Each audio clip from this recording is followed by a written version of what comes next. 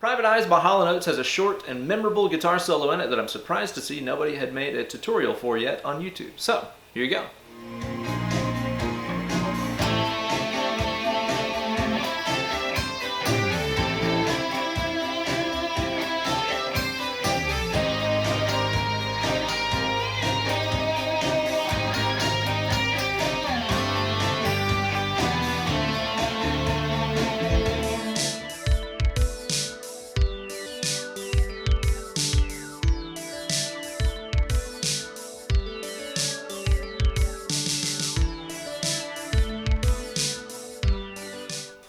Hey there guys, and welcome to this week's installment of Weekend Wankshop, here with your best buddy, Uncle Ben. Anybody that knows me knows that I love myself some Hall and Oates, and one of my favorite tunes of theirs is Private Eyes, which features a really nice short guitar solo by G.E. Smith. Some of you guys might know G.E. Smith from his time he spent playing with the Saturday Night Live band. Really awesome player. It's a really easy to play and short solo, but like I mentioned, there's no tutorials for how to play this online, so I figured I would contribute one. That way next time you're playing this with your cover band or whatever, you can get all the chicks. But as always, before we get into it, let's hear it again at stepdad speed.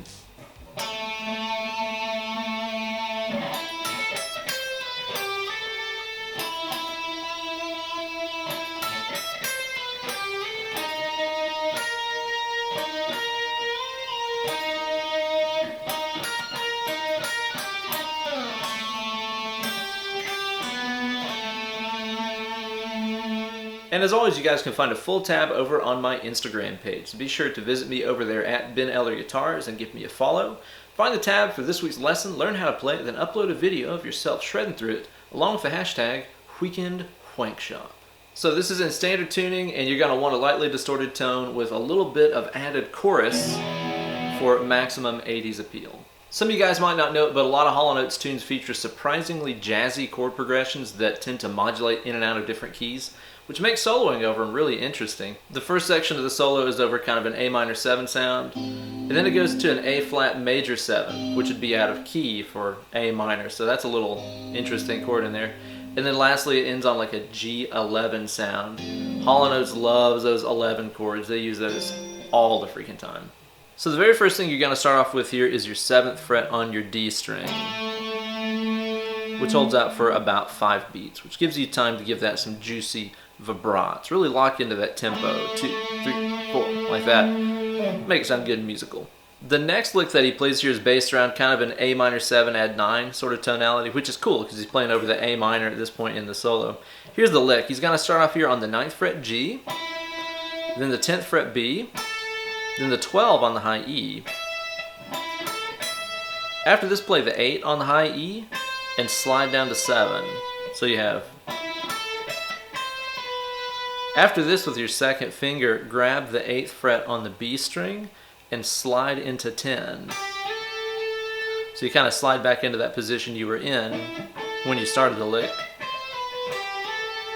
And then you got to play that 9th fret G 2 times. So that A minor 7 add 9 thing sounds like.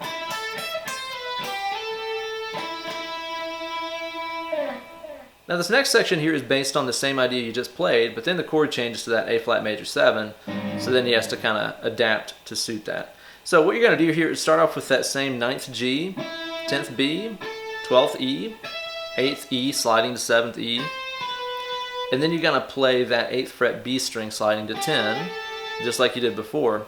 But this is where the chord changes, and here's what he plays over it. This is me grabbing the 8th fret G, 11th fret B, 8th fret G, 11th fret B, this time with a whole step bend, which you just let down. So it's like, and then grab that 8 on the G again.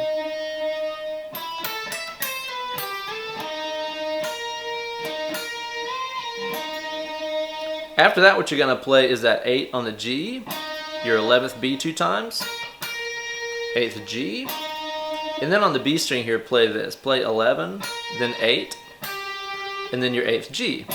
So that is,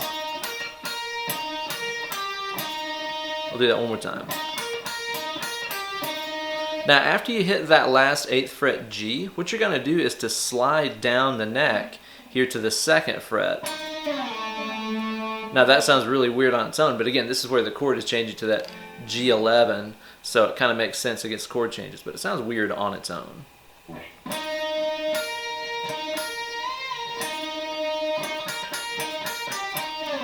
Now after you slide down there to the 2, you're going to play the 2nd fret G, 3rd fret high E 2 times, and then on the G string here play 4 and then 2. So from your slide down it sounds like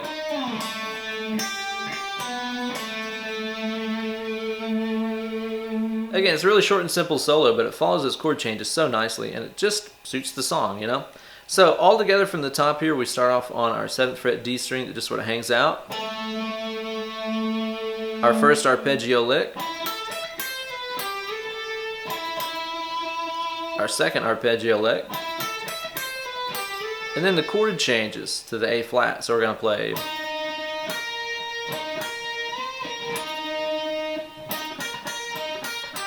sliding down,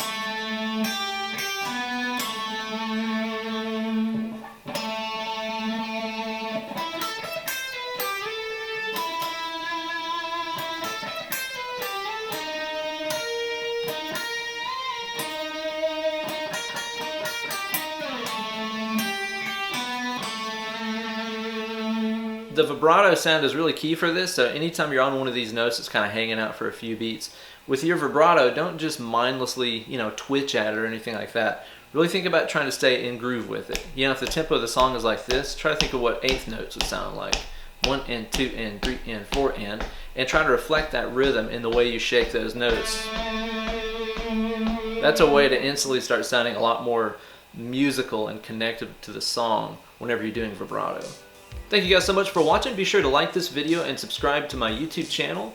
You can also follow me on Instagram and Twitter at Ben Eller Guitars. And if you're interested in booking some one-on-one Skype lessons with me, be sure to drop me an email, benellerguitars@gmail.com. I'll get back to you as soon as I can. Stay tuned for another sick lick next week, and remember, it's just like Carl Verheyen said, if you like it, learn it. Cheers.